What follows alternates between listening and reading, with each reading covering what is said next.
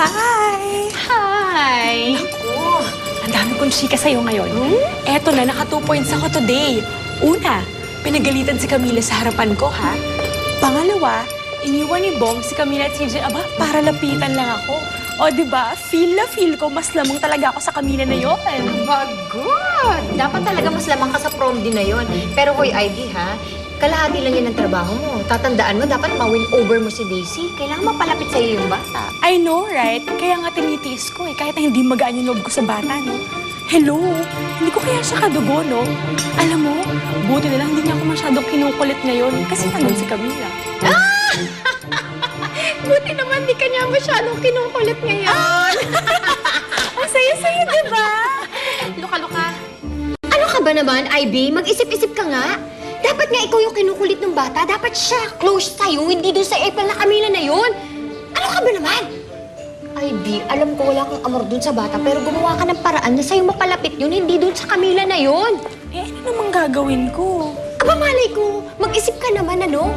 Diyos ko naman, nagpunta na nga ako dito sa Tagaytay para i-supervise ka. Pati ba naman yan, iaasa mo pa sa akin? Hirap-hirap na nga ng trabaho ko, dadagdagan mo pa.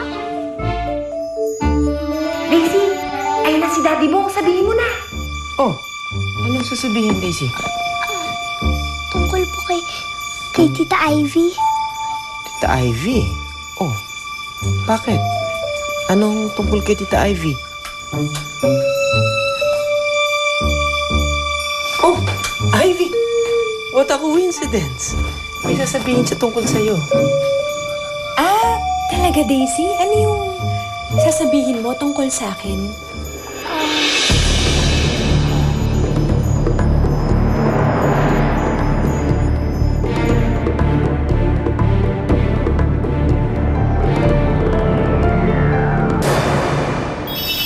Alam mo ba, nagbabalak na si Bong umuwi ng Maynila.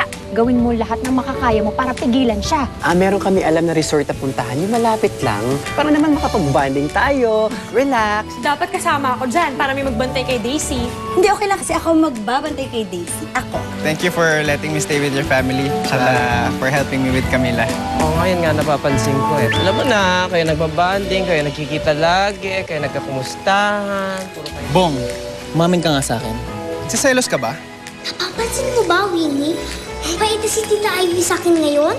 Eh kasi nga, meron siyang ibang motibo. See you later, Daisy, kapag nalulunod ka.